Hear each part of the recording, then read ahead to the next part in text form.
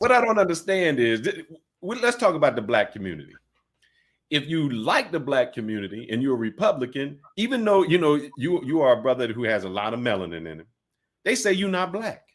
You ain't black enough, Tommy. How can you be not black enough? And in one sense, you dark in another sense.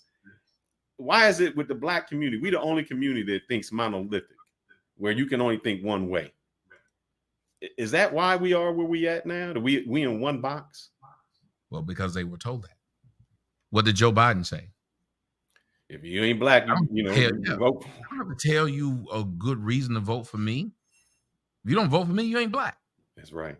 Blacks have believed that there's certain things that only they are supposed to do. Now, maybe they were taught that by the racist whites who told them, you're black, you can't be anything but this. So we would self-cap. We would say, hey, well, you're black. You're not supposed to do that. You're a black kid. I remember being told I wanted to be a quarterback when I was a kid. The white coach wanted his son to be a quarterback. I was more athletic than him, and I could throw better than him. But he said that my skills would be better used as a running back, receiver, or DB. You start to believe it. You don't argue it. I was a kid, and there was no one there to argue for me. I didn't have a father, and no one was there during the practice. So when he said that stuff, you believed it. So I just think what happened is we put a cap on ourselves, and now we're the ones who go around and say, if you're educated or you speak English well, think about it. We don't know any other language. The majority of us in America know but one language. Mm-hmm. Why would we take pride in not speaking that language well? Why do we take pride in going to school and failing or making barely passing grades?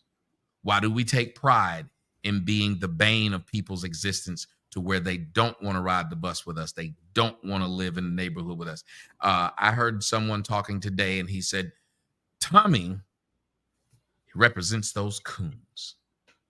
And he said, they don't know about the black struggle. They ain't been to jail. They ain't had to worry about somebody running up on them with the burner while they was trying to move a package. And I was listening to him, and I said, wait a minute. So if you're a black person and you didn't experience these things, you're not black? You're not black. How does that make sense? It makes sense to them, Tommy. That's what I found out. It makes sense to them, not to anyone else. It's a shame that talking proper is considered talking white. Look, one guy I had on, he tried to tell me because I'm mixed that I'm not black. I said, man, you are the only people that say that in the world, because every police officer who would stop me wouldn't have a problem acting like I'm black. So it wouldn't be an I got to stop you there, though. Uh-oh. Go ahead. You know what you just did? I fell into that trap. You did what they did. That's you said, I gotta be black because I get pulled over by the cops. So all the stuff he just said, what black was, you verified it. And right. So this is why a lot of times people find a hard time talking to me, because I don't have a team. Mm-hmm. I'm a referee. I just call it down the middle. And when you make statements like that, the truth is a biracial person isn't black.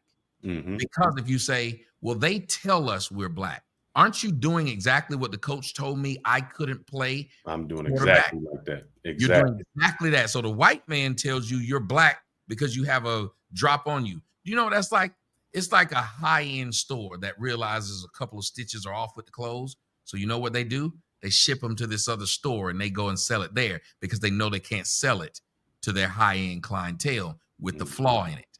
So what to me mixed and biracial people are flawed whites. Yep.